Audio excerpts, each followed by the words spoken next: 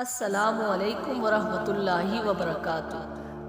حضرت سلمان رضی اللہ تعالیٰ عنہ فرماتے ہیں کہ نبی کریم صلی اللہ علیہ وآلہ وسلم نے شعبان کی آخر تاریخ میں ہم لوگوں کو واعظ فرمایا کہ تمہارے اوپر ایک مہینہ آ رہا ہے جو بہت بڑا مہینہ ہے اور بہت مبارک مہینہ ہے۔ اس میں ایک رات ہے شب قدر جو ہزاروں مہینوں سے بڑھ کر ہے۔ اللہ تعالیٰ نے اس کے روزے کو فرض فرمایا اور اس کی رات کے قیام یعنی تراویح کو ثواب کی چیز بنایا ہے۔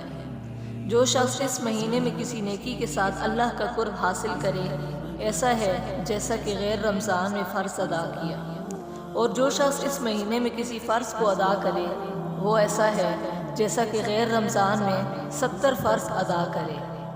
یہ مہینہ صبر کا ہے اور صبر کا بدلہ جنت ہے، اور یہ مہینہ لوگوں کے ساتھ غم خواری کرنے کا ہے۔ اس مہینے میں مومن کا رزق بڑھا دیا جاتا ہے۔ جو شخص کسی روزے دار کا روزہ افطار کرائے اس کے لیے گناہوں کے معاف ہونے اور آگ سے خلاصی کا سبب ہوگا، اور روزے دار کے ثواب کی مانند اس کو ثواب ہوگا، مگر اس روزے دار کے ثواب سے کچھ کم نہیں کیا جائے گا۔ صحابہ اکرام نے عرض کیا کہ یا رسول اللہ، ہم میں سے ہر شخص تو اتنی وسعت نہیں رکھتا کہ روزے دار کو افطار کرائے۔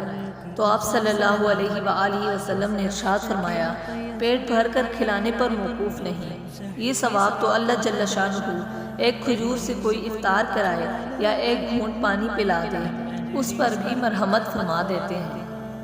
یہ ایسا مہینہ ہے کہ اس کا اول حصہ اللہ کی رحمت ہے اور درمیانی حصہ مغفرت ہے اور آخری حصہ آگ سے آزادی ہے۔ جو شخص اس مہینے میں ہلکا کر دے اپنے غلام اور خادم کے بوجھ کو، حق تعالی شانہ اس کی مغفرت فرماتے ہیں اور آگ سے آزادی فرماتے ہیں۔ اور 4 چیزوں کی اس میں کثرت رکھا کرو، جن میں سے 2 چیزیں اللہ تعالیٰ کی رضا کے واسطے اور 2 چیزیں ایسی ہیں کہ جن سے تمہیں چارہ کار نہیں۔ پہلی 2 چیزیں جن سے تم اپنے رب کو راضی کرو وہ کلمہ طیبہ اور استغفار کی کثرت ہے، اور دوسری 2 چیزیں یہ ہیں کہ جنت کی طلب کرو اور آگ سے پناہ مانگو۔ جو شخص کسی روزے دار کو پانی پلائے، حق تعالی شانہ قیامت کے دن میرے حوض سے اس کو ایسا پانی پلائیں گے جس کے بعد جنت میں داخل ہونے تک پیاس نہیں لگے گی۔ اگر ویڈیو اچھی لگی ہو تو ویڈیو کو لائک اور چینل کو سبسکرائب کریں تاکہ اسی طرح تمام نئی آنے والی ویڈیوز آپ تک جلد از جلد پہنچتی رہیں۔